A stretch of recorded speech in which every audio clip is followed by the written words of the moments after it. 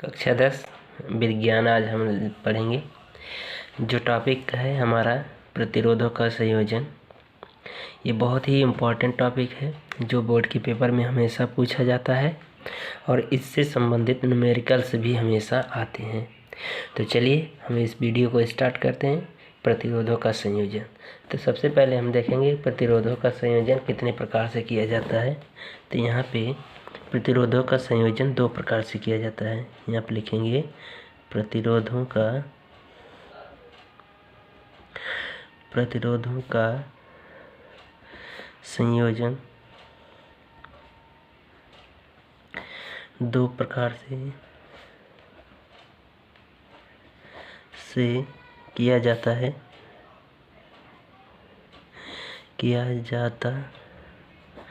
है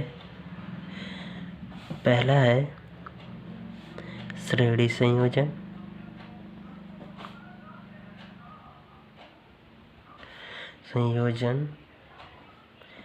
या इसको हम कह सकते हैं श्रेणी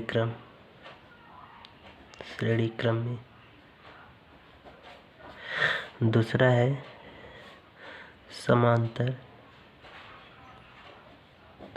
समांतर क्रम में। ठीक है, तो चलिए हम अब इन दोनों श्रेणियों के क्रम को हम यानी कि जो हमारा श्रेणी संयोजन है और समांतर क्रम में जो संयोजन है इसको हम अध्ययन करेंगे। तो चलिए पहला देखेंगे, पहली पॉइंट बनाएंगे हेडिंग श्रेणी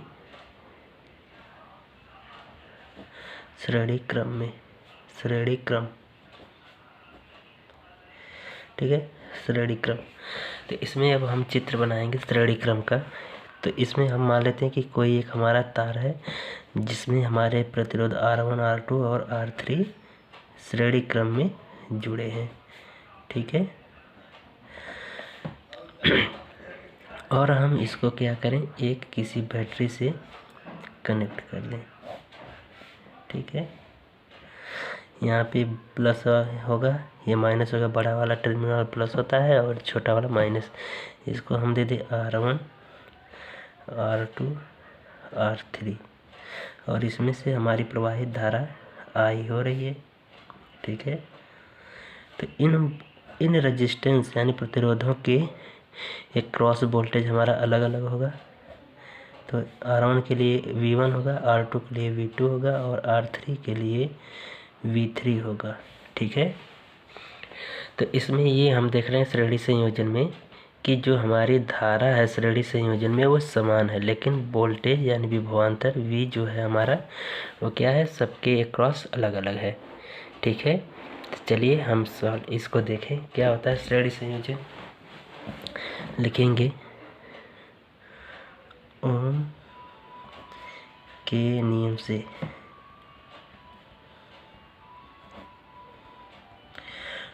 नियम से तो सबके लिए हम अलग अलग वोल्टेज निकाल लेंगे। ठीक है, तो इसके लिए वोल्टेज निकालेंगे R1 के लिए।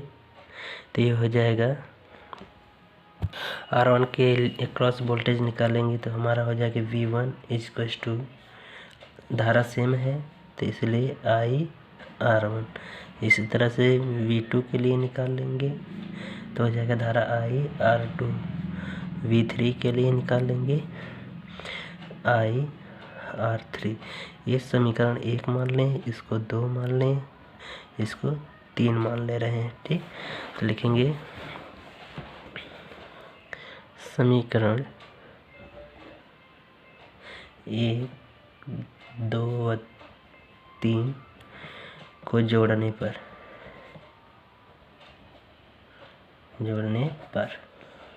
ठीक है, तो समीकरण 1 व 2 जोड़ दीजिए तो ये हो जाएगा V1 plus V2 plus V3 equals to IR1 plus IR2 plus IR3।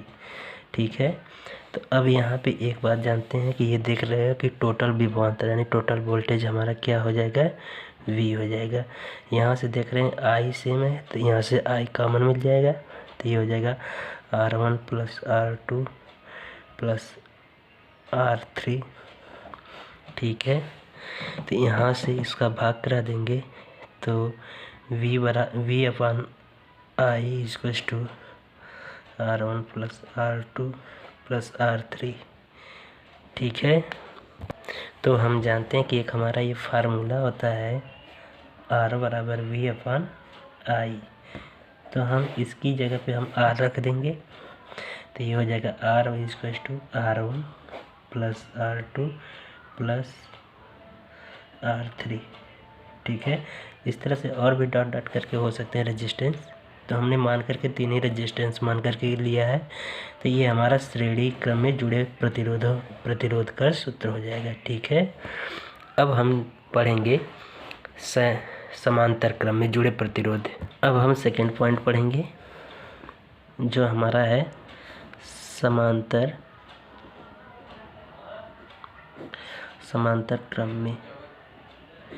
ठीक है, समांतर क्रम में जुड़े प्रतिरोध को पढ़ना है।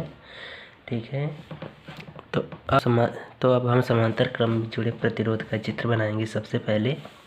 तो चलिए हम ये समांतर क्रम में जुड़े प्रतिरोध को हम इसी को जोड़ दे रहे हैं। ठीक है, यहाँ से एक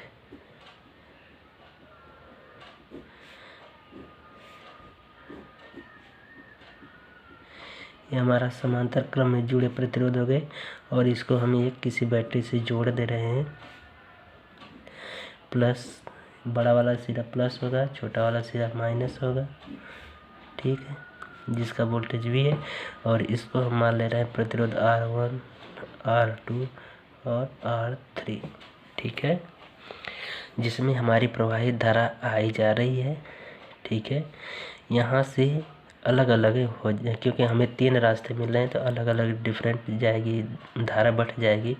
तो इसमें मान लीजिए I1 जा रही है, इसमें I2 जा रही है और इसमें I3 आ रही है। उसी प्रकार यहाँ से भी I1 निकलेगी, यहाँ से I2 निकलेगी और यहाँ से धारा I3 निकलेगी और यहाँ से फिर मिल करके धारा I हो जाएगी।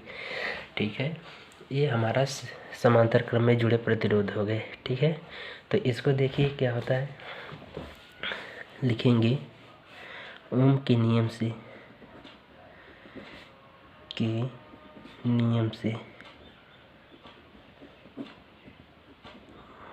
ठीक है, तो अब देख रहे हैं कि इन सब के लिए हमारा वोल्टेज समान है लेकिन धारा अलग अलग है। ठीक है, तो अब हम सबके एक क्रॉस धारा निकालेंगे, R1 के क्रॉस निकालेंगे, R2 के क्रॉस, R3 के क्रॉस धारा का मान निकालेंगे। ठीक है, तो यहाँ से चलिए निकालते हैं धारा I1 का मान। I1 बराबर V अपान R1, ये I2 रजिस्टेंस R2 के क्रॉस क्या होगा V अपान R2। उसी तरह से I3 के लिए हो जाएगा धारा हमारा V अपान R3। समीकरण नंबर 1 मान लें, इसको 2 मान लें और इसको 3 मान लें। ठीक है, अब यहाँ पे लिखेंगे समीकरण 1 व 2, समीकरण 1, 2 व 3 को जोड़ने पर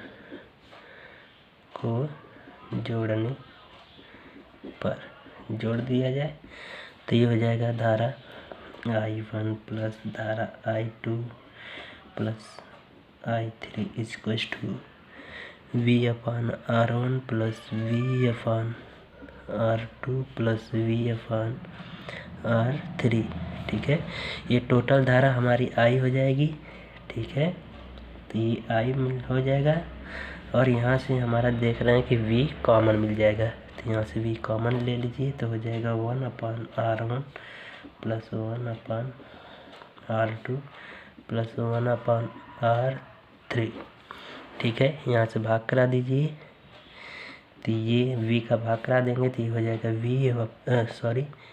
I upon V equals to 1 upon R1 plus 1 upon R2 plus 1 upon R3। ठीक है,